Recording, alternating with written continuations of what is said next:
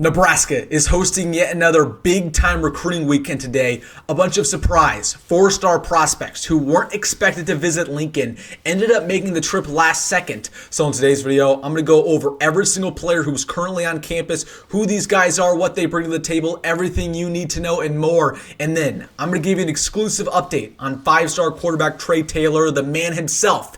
Hit me up the other day, gave me an inside scoop on his recruitment, and spoiler alert, things are looking even better for the Big Red. So I'm going to tell you everything that he told me and so much more. So really quick, this is a big time update. Hit that like button if you're fired up. And also if you support what I'm doing here, daily Husker football content. I have a big Nebraska spring practice update coming tomorrow. Hit that subscribe button. Helps me out more than you would know. Once again, hit that subscribe button. Thank you so much.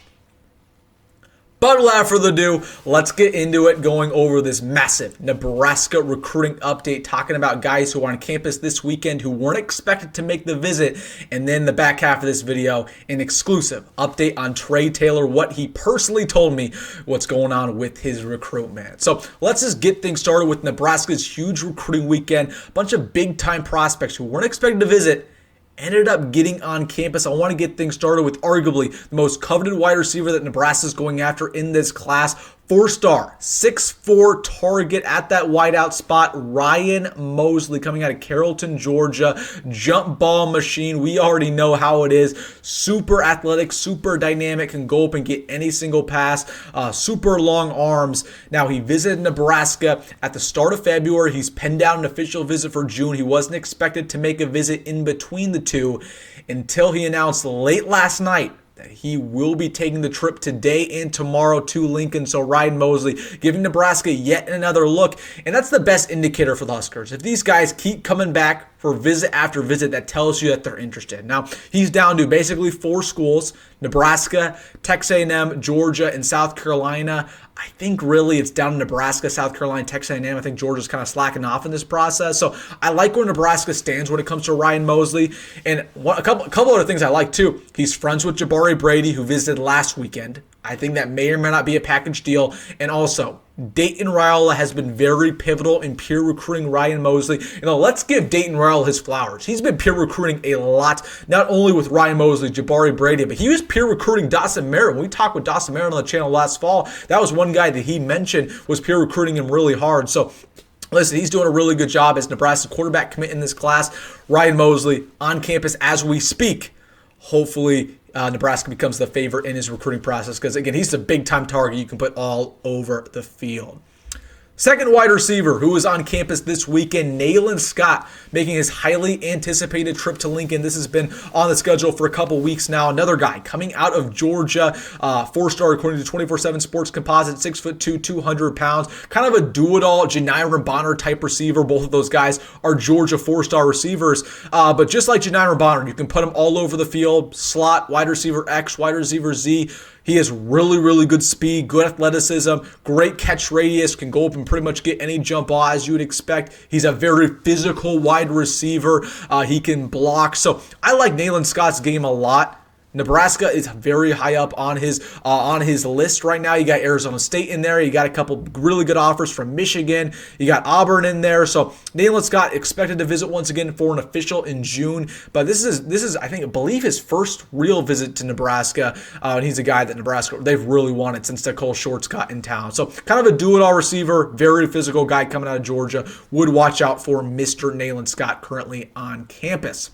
Then we'll get to arguably my favorite player in this entire recruiting process for the Big Red. It's not because of his last name. Cameron Wilson, edge rusher coming out of Miami, Florida, listed at 6'5", 210 pounds. Again, he just committed to Syracuse about 2 weeks ago. He was actually expected to visit Nebraska last week. He canceled that visit. It wasn't sure whether or not he was going to end up visiting Lincoln. And he said, all right, I'm going to actually visit 2 weeks later. So he made it. He is making the trip to Lincoln right now. I love Cameron Wilson's game. I mean, he is so freakishly athletic. He's not very big. He's pretty much skin and bones at 210 pounds, but he has NFL traits all over. Again, he's super long, and he has long arms. He has a long build. He's 6'5". He's so twitchy as an athlete. He just jumps off the line of scrimmage. He's explosive. He's fast. He just runs around offensive tackles. Okay, you can put weight on him when he gets to college. But you can't teach the speed. You can't teach the explosiveness. He has a lot of boxes checked. Nebraska, again, this is just because he committed to Syracuse does not mean it's over here. I expect Nebraska to try to flip him for a long time. Hopefully he comes back for an official visit. But I really, really like Cameron Wilson's game. So Syracuse commit. Florida State's also in this process, but visiting Nebraska today. Another guy who wasn't expected to visit Nebraska but ended up announcing late last night that he will be making the trip is Luke Sorensen, rising tight end coming out of Anaheim, California. You guys already know how I feel about Luke Sorensen. I love his game. Love his game. 6'4", 230 pounds, arguably the most complete tight end Nebraska is going after in this process. Not only is he a freak athlete, vertical threat, can make plays after the catch, kind of like a Rob Gronkowski. I mean, he just ragdolls guys, but he's a great blocker. I mean, he can do just about everything, and the offers reflect that. I mean, you might look at the recruiting rankings and say, oh, he's not very good. He's a mid 3-star. Yeah, you look at the offer list, you got Texas A&M, Miami, UCLA, USC, Alabama's in here, Michigan's in there. So, listen, Nebraska's done a really good job recruiting him as of late. He's penned down an official visit for June 20th.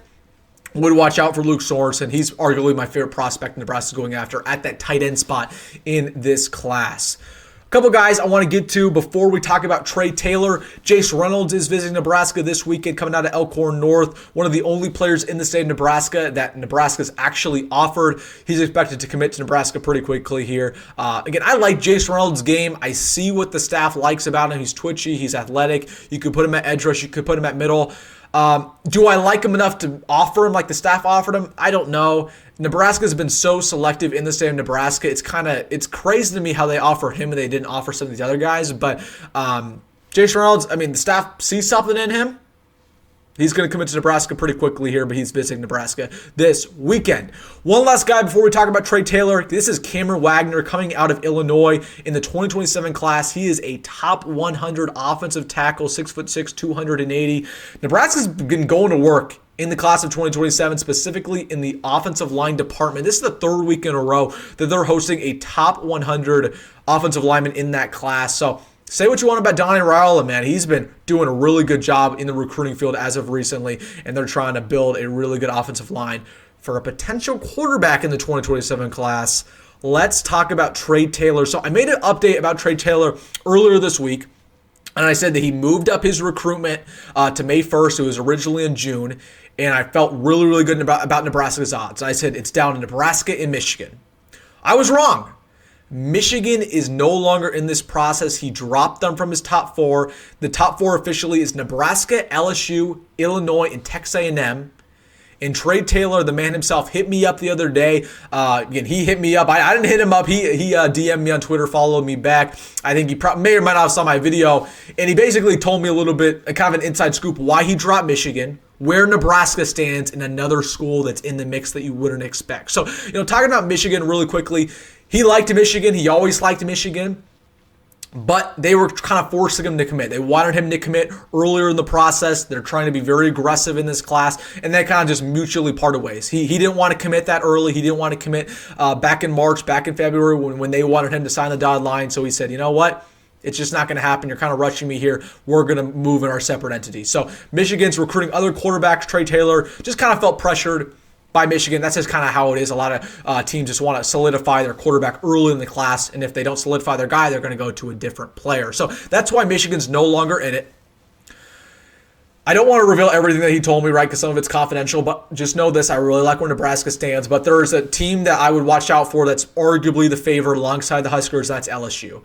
And he said publicly in the past that he was about to commit to a school before he visited Nebraska, and that Nebraska kind of changed his mind. And we all thought that school was Michigan that he was going to commit to. It was not Michigan. It was LSU.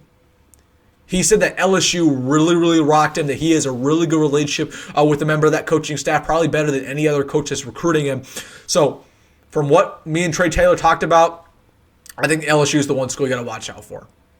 I think that was the Michigan all along. It wasn't actually Michigan. LSU was the Michigan. So would watch out for LSU there. Again, May 1st, May Day, is now Trae Day for Trae Taylor, but I will say this, I like Nebraska's odds. Can't reveal everything. Right, there's some stuff that he told me that's confidential. I'll reveal it, obviously, on May 1st. But like where the Huskers stand here. Again, to me, it doesn't look like he's made his final decision. I could be wrong. I think he's still going through it, but I think he has a pretty good idea. and I think that good idea is Nebraska. So I'm putting in my crystal ball. I think Nebraska is going to land Trae Taylor on May 1st. The Huskers land themselves a top 15 quarterback, a top 15 recruit according to Rivals.com, future 5-star quarterback Trae Taylor. I expect it to happen, but there's a lot of time between then and now. We got about 3 weeks, so we will see. So Trae Taylor, appreciate him talking to me. We'll see, what happens. But Nebraska, that would be a really good way to get the 2027 class started. So I would watch out for Illinois or for LSU in that process. Illinois is in there. I just don't think, again, like I already said, I just don't think Illinois has enough to get him. And then Texas now, I just think it's been kind of late in that process. I'm actually surprised he put Texas A&M in the top 4. I don't expect him to commit Texas A&M. That's just kind of the odd one out. So Nebraska, LSU, those are the two. Those are the two officially, but like where the Huskers stands. All right, let me know your thoughts down below. Big time recruiting update. Absolutely want to hear what you have to say about everything. Let me know in the comment section. Hey, if you made this far in the video, you know what to do. Hit that like button and subscribe. As always, folks, go Big Red. Have a great day. See you in the next one.